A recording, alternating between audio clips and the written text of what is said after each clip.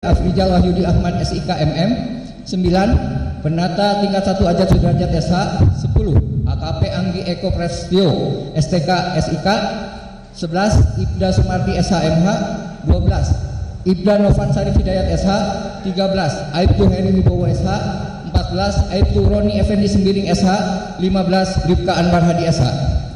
Dari bidang hukum Polda Jabar dan penyidik Direktorat Reserse Kriminal Umum Polda Jabar yang beralamat di Jalan Soekarno-Hatta nomor 748 Bandung, serta penyidik Satreskrim Polres Cirebon Kota yang beralamat di Jalan Veteran nomor 5 Kota Cirebon.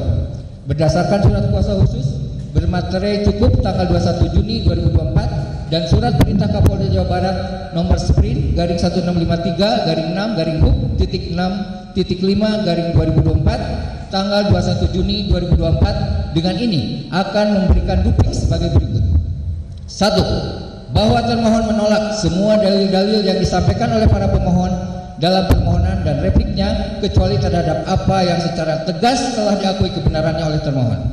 2. Bahwa termohon tetap pada pendirian semula sebagaimana dimaksud dalam dalil-dalil jawaban tertanggal 2 Juli 2024. 3. Bahwa setelah mempelajari replik yang disampaikan oleh pemohon, termohon berpendapat bahwa replik tersebut tidak dapat mematahkan dalil-dalil yang disampaikan oleh termohon dalam jawaban tertanggal 2 Juli 2024. 4. Bahwa dalam jawaban tertanggal 2 Juli 2024, termohon telah sampaikan kronologis penanganan perkara dan tahapan-tahapan yang telah termohon lakukan dalam menangani perkara sebagaimana yang telah termohon bacakan dalam jawaban tersebut. 5. Bahwa termohon sepakat pemeriksaan pra-peradilan terhadap permohonan tentang tidak sahnya penetapan tersangka hanya menilai aspek formil, yaitu apakah ada paling sedikit 2 alat bukti yang sah dan tidak memasuki materi perkara sebagaimana diatur dalam pasal 2 ayat 2 Peraturan Mahkamah Agung RI nomor 4 tahun 2016 tentang larangan peninjauan kembali putusan pra-peradilan. Namun termohon perlu jelaskan bahwa tujuan penyampaian keterangan saksi-saksi, bukti-bukti yang diperoleh dalam penyidikan serta pendapat ahli yang didapatkan oleh termohon bukan hendak memasuki materi perkara, melainkan menunjukkan bahwa alat bukti yang diperoleh termohon mempunyai kualitas bukti yang kuat sehingga pantas untuk dijadikan alat bukti dalam perkara aku. 6.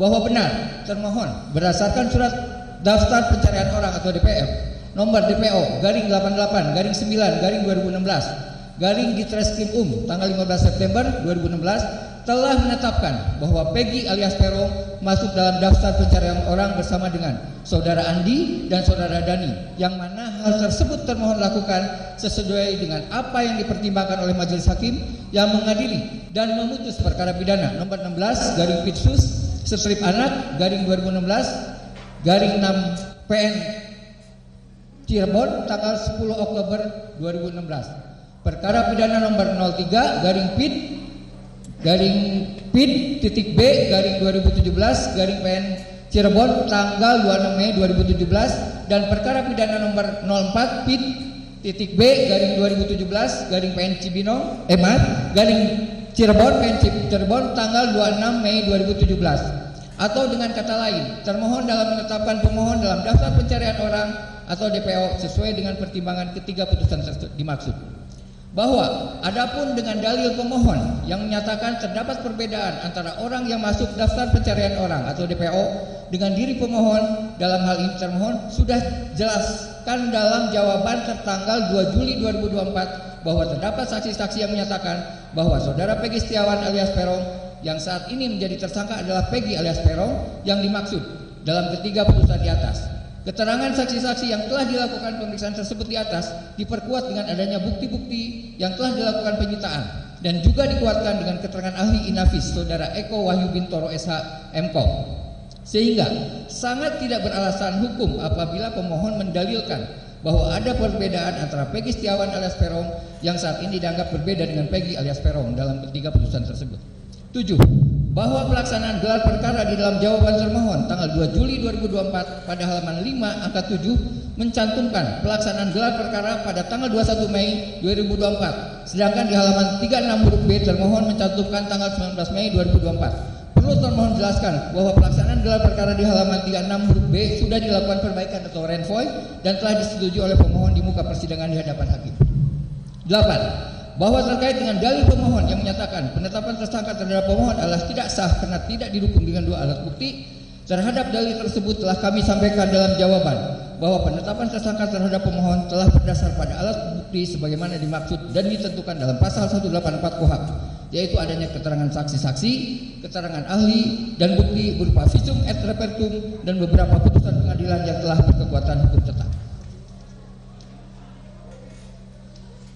Bahwa terkait dengan ketiga putusan dari Pengadilan Negeri Cirebon yang telah berkekuatan hukum tetap, ahli pidana yang telah dimintai pendapatnya oleh termohon menyatakan bahwa ketiga putusan tersebut tidak ditemukan adanya dissenting opinion atau pendapat berbeda oleh hakim dari sisi substansi yang mempengaruhi perbedaan amar putusan.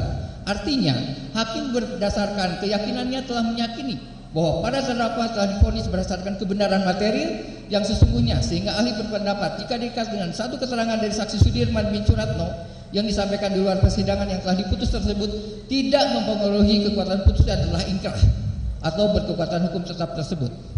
Saya lanjutkan dengan silakan.